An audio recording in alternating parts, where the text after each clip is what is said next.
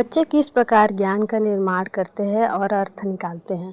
पहला, निष्क्रिय रूप से जानकारी प्राप्त करके सक्रिय अन्वेषण, प्रयोग और पर्यावरण के साथ अंतःक्रिया करके, केवल बड़ों के निर्देशों का पालन करके, बार बार रटने और अभ्यास करने से।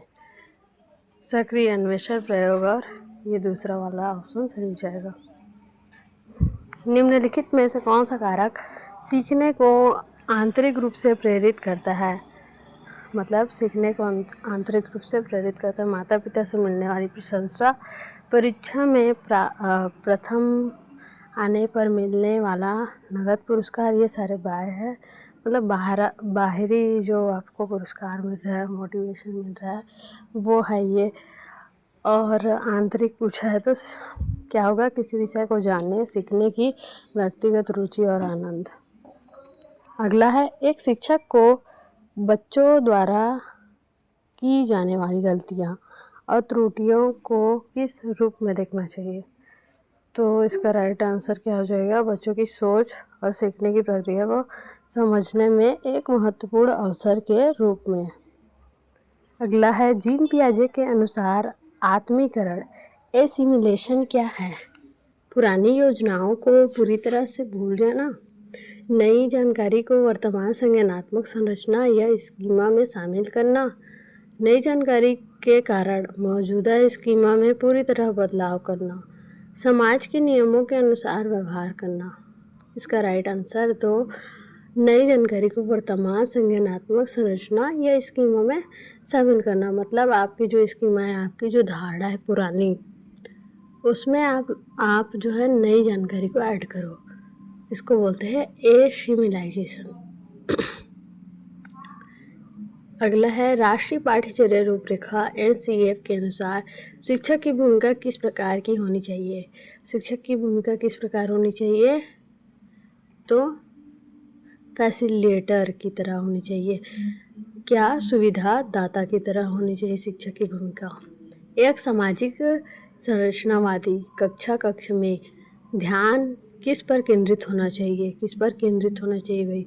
सोशल कंस्ट्रक्टिव, इस पर जो है रचनावादी, किस पर ध्यान केंद्रित होना चाहिए? तो तीसरा है सहयोगात्मक अधिगम और साथियों के साथ चर्चा द्वारा ज्ञान के निर्माण पर। अगला है, निम्नलिखित में से कौन सा उदाहरण स्कैफोल्डिंग, पहाड़ या ढांचा का एक उपयुक्त उदाहरण है?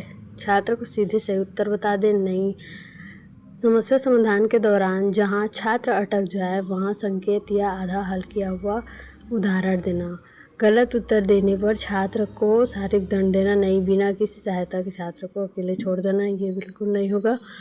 तो इसका राइट आंसर है दूसरा। समस्या समाधान के दौरान जहां छात्र अटक जाए वहां पे आपको उसकी हेल्प करनी है। इसी को स्कैफोल्डिंग कहते हैं। सहारा, पहाड़ या ढांचा बोलते हैं। अगला है समस्या समाधान,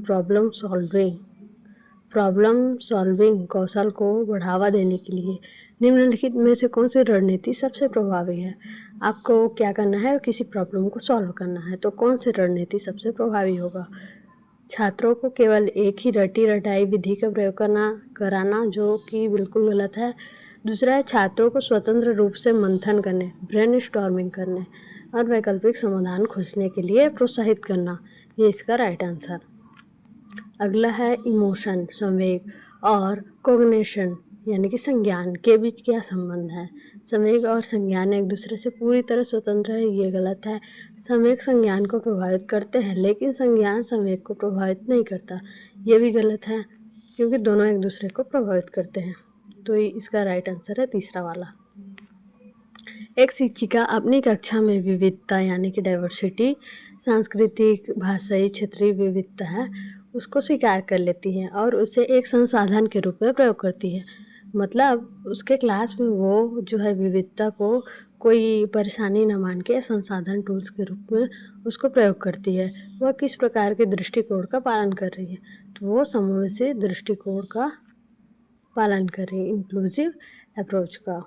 अगला और लास्ट है, विकास के किस काल को अत्यधिक दबाव और तनाव का काल कहा जाता है? Period of storm and stress कहा जाता है। शैशवावस्था को या प्रारंभिक बाल्यावस्था को या किशोरावस्था को या फिर प्रौढ़ावस्था को। इसका राइट आंसर हो जाएगा किशोरावस्था, एडोलसेंस।